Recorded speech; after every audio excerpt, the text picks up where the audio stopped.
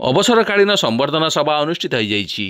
गुरुवार दिन लोकनाथ रोड स्थित सारस्वती विद्या निकेतन और सारस्वती सेकेंडरी स्कूल रे अवसरप्राप्त गुरुजी और गुरुमांकर विदायकालीन संबर्धना सभा महासमारोह अनुष्ठित हो जाइछि। ଏହି ସଭାରେ ଆଶ୍ରମର ଅଧ୍ୟକ୍ଷ ତଥା ବିଦ୍ୟାଳୟ ପରିଚାଳନା କମିଟିର ସଭାପତି ସ୍ୱାମୀ ଡକ୍ଟର ଶଙ୍କରାନନ୍ଦ ସରସ୍ୱତୀ ମହାରାଜାଙ୍କର ସଭାପତିତ୍ୱରେ ସଭା ପରିଚାଳିତ ହୋଇଥିଲା। मुख्य अतिथि भावे विद्यालय परिचालना कमिटर संपादक प्रोफेसर डॉक्टर उमाकांत सुबुदी महोदय निज वक्तव्य में उभय गुरुजी और गुरुमा वीरकिशोर महापात्र और श्रीमती विजयलक्ष्मी त्रिपाठी निरामय जीवन यापन और उत्तरोत्तर उन्नति कामना करथिले। सभापति श्रीमद स्वामी डॉक्टर शंकरानंद सरस्वती महाराज मध्य उभयंकर उत्तरोत्तर उन्नति कामना और उज्जवल भविष्य कामना करथिले। प्रधान शिक्षयित्री श्रीमती सुजाता महापात्र सह प्रधान शिक्षक मिलन किशोर विषयी प्राप्त पर्याय तत्वावधायकारी श्रीमती अर्पिता मिश्र अन्य गुरुजी गुरुमा माने वीरकिशोर महापात्र और श्रीमती विजयलक्ष्मी त्रिपाठी विद्यालय प्रति अवदान और शिक्षादान संबंध में आलोकपात करथिले।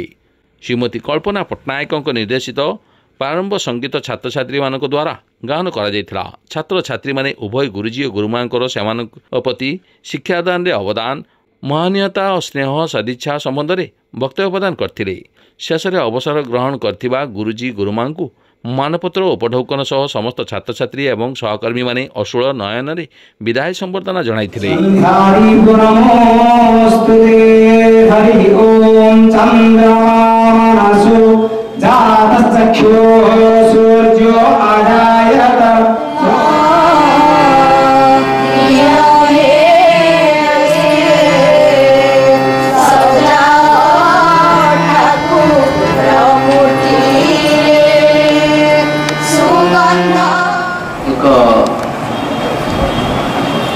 मुहूर्त जो मुहूर्त विदायकालीन संबर्धना सभा वर्ष जो दुई जन प्रमुख व्यक्तित्व जो माने कि जीवन एक दीर्घ समय ये विद्यालय पछरे पिला पछरे अतिबाहित करी मनीष गढ़ा कारखाना मनीष गढ़ आत्मनियोग करी